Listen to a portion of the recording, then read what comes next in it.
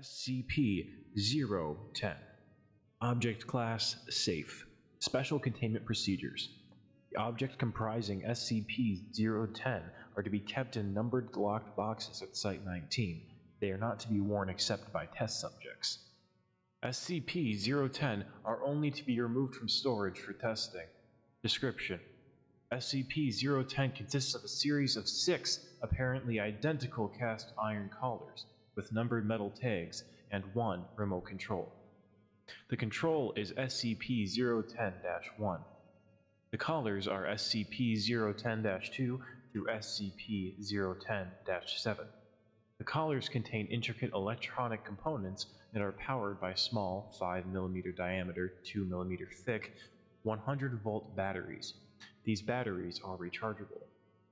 The remote is a heavy black box, resembling an old-style handheld radio transmitter/receiver, with a primitive blue-white cathode ray screen and a series of more than 100 unlabeled buttons, as well as a frequency tuner. Through trial and error, the frequencies of all 6 currently found collars have been discovered.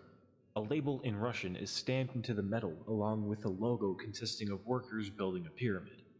No official Russian corporation or government agency uses this logo or matches the word stamped into the metal. Placing the collar around the neck of a person and securing it allows one to control their every movement with the remote. It is also capable of producing an adrenal response and activating or deactivating the sympathetic nervous system. The most abnormal feature of the collars is the effect that they have on the body morphology.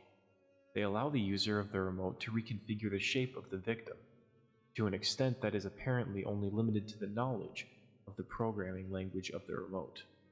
Addendum 010-1. History. SCP-010 was discovered in the basement of a lone man in Midwestern United States after a local disappearance was connected to him. When the police raided the man's house, they found SCP-10 as well as several dead bodies. One of the bodies was identified to be the man. The others were several other missing persons. Causes of death seemed to be mass suicide. However, there was no sign of significant trouble. Addendum 010-2. Disassemble Experiment.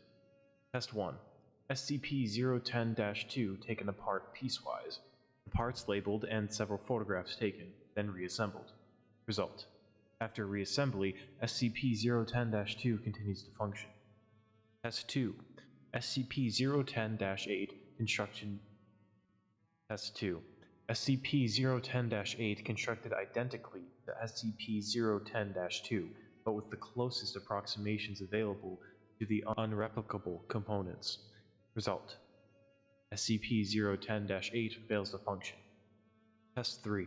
Unreplicable components of SCP-010-2 placed into proper locations on SCP-010-8.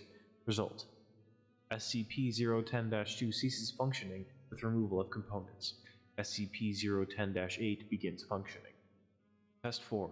Components returned to SCP-010-2. Replicable components in SCP-010-2 placed randomly with replica. Result: SCP-010-2 begins to function with return of components. Changing replicable components for replicas does not necessarily significantly reduce functionality. Placement of a damaged transistor decreases time from transmission to SCP-010-2 response to commands entered by the remote by 12%. Addendum 010-3. SCP-010 has been demonstrated to work more effectively in created unskilled labor than for any other task. The logo is apt. Dr. Support my Patreon.